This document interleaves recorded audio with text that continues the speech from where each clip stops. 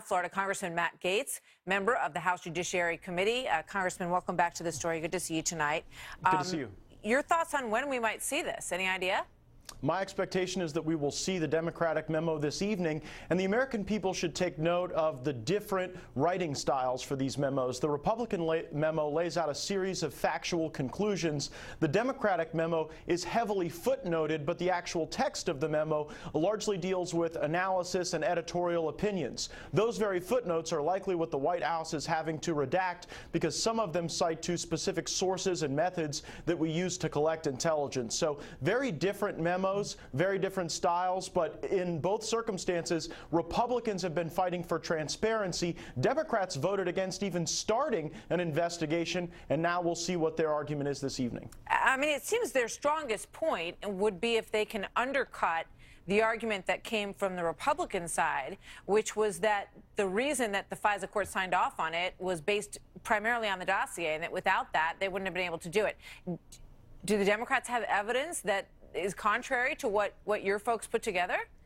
Well, the Republican memo lays out verifiable facts, and you see that Chairman Devin Nunes is still fighting for transparency. The reason Devin Nunes wants to release the FISA application is because the substance of that application will support and buttress all of the claims in the Republican memo, and it will prove many of the claims that Adam Schiff has made are false, and that, in fact, this dossier was the fundamental basis for the warrant to spy on American citizens, and it was not accurate. The information in it was actually planted by Democratic operatives and funded by the Democratic Party. All right, well, when it comes out, we will see what's in it.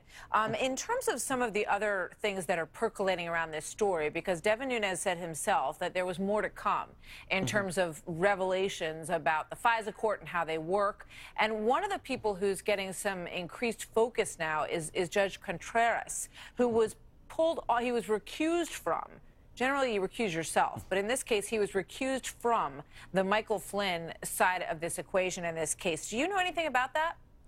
I don't, Martha. I have litigated in my private life, and I will say there are many reasons why a judge could be recused from a case that have nothing to do with their prior decisions or rulings on facts which may be relevant. But here, because Judge Contreras did sit on the FISA court, it does raise questions. I've never been critical of the judges who've issued these warrants, though, because to me, they were the victims of fundamental misrepresentations of fact and fundamental omissions of fact that would have and should have resulted in a rejection of this desire to spy on members of the Trump transition team. Instead, because the FBI and the Department of Justice, I think, were so overzealous in their pursuit, we ended up with this terrible deprivation of civil rights, and I think the need for reform.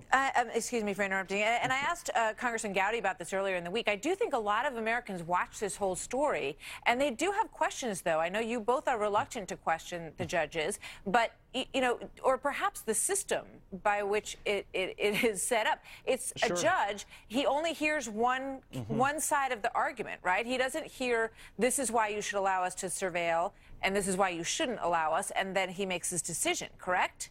Correct, Martha, and actually, let me give some credit to Adam Schiff. Back in 2013, Adam Schiff introduced legislation that would have made the FISA process more adversarial, so there'd be a defense lawyer there to make that very argument, and hopefully we'll be able to move past the partisanship of this moment to some bipartisan reforms that would create more protection for Americans in these FISA courts. The reason I don't blame the judge is that they can only rule on the information provided to them, and here, that information was either wrong or there were material omissions that were not included by FBI and the Department of Justice. That's where the focus for reform should be. All right. We will see where it goes. Congressman Gaetz, thank you. Good to see you tonight. Thank you.